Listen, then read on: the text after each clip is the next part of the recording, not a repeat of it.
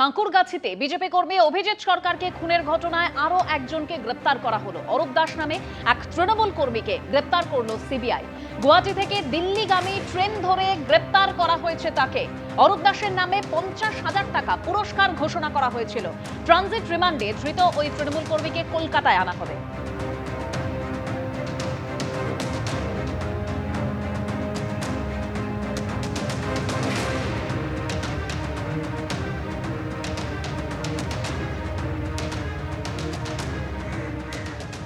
ধর্ণা দিয়েছি, কিন্তু তারা আমার কথাটা শুনেছে যে কোথায় গলদ হচ্ছে বা ফলটা কোথায়, সেটা তারা আমার কথা শুনে খুঁজে বার করেছেন এবং যা যা করণীয় তারা করেছেন তার সুফল আজকে 6 বছর পরেও একজন আসামিকে আসাম থেকে ধরে নিয়ে আসতে হচ্ছে। খুনের মামলা একদম জড়িত এবং খুনের সঙ্গে তিনি জড়িত। আপনার প্রতিবেশী? নিশ্চয়ই আমার প্রতিবেশী। রাজনৈতিক পরিচয়? হ্যাঁ, একদম। সে তৃণমূল কর্মী এবং স্বপন সমাদ্দার ঘনিষ্ঠ।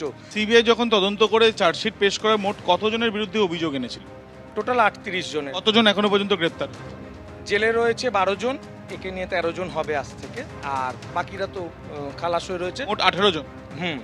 আর এছাড়া পলাতক রয়েছে এখনো 3 জন। যাবজ্জীবন যেন জেল হয়, সারা জীবন জেলের মধ্যে বসে থেকে পাপের বিচারটা কি করে হয় সেটা তারা বুঝুক যে পাপ কি পাপ আমরা করেছি।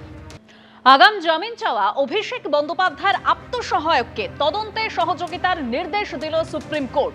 তদন্তে যোগ দিয়ে পুলিশকে সাহায্য করুন, সুমিত রায়কে স্পষ্ট বার্তা সর্বোচ্চ আদালতের।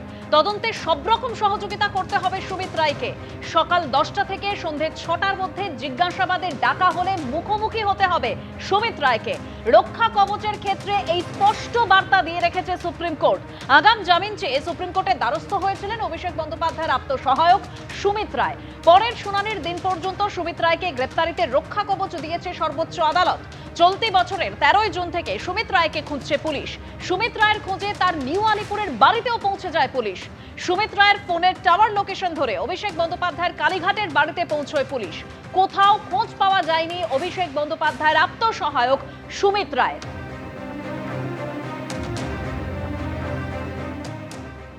দেখুন, আমরা চাই 15 বছরের দুর্নীতির সম্পূর্ণ তদন্ত হোক এবং প্রকৃত অপরাধীরা শাস্তি পাক।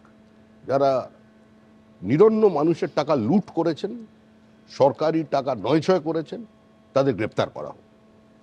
সুপ্রিম কোর্টের এই অবজারভেশন প্রমাণ করে দিচ্ছে যে আসলে হিমশৈলের চূড়া নয়, একটা বিরাট বড় হিমশৈল লুকিয়ে আছে। আর সে কারণেই প্রাক্তন মুখ্যমন্ত্রী তখন বাধা দিয়েছিলেন এবং প্রাক্তন হয়ে যাবার পরেও তিনি বাধা দিচ্ছেন। তার কারণ হচ্ছে হিমশৈলের পরিমাপটা এত বড় যে সেটা সামনে এলে হয়তো অনেকের চরম বিপদ নেমে আসবে। আমরা চাই এইসব চোর পুলিশ খেলা দীর্ঘদিন চলছে, এবার তদন্তকারী সংস্থারা কিছু করুক, ওই হিমশৈলটা মানুষের সামনে নিয়ে আসুক। এবিপি আনন্দ, এগিয়ে থাকে, এগিয়ে রাখে।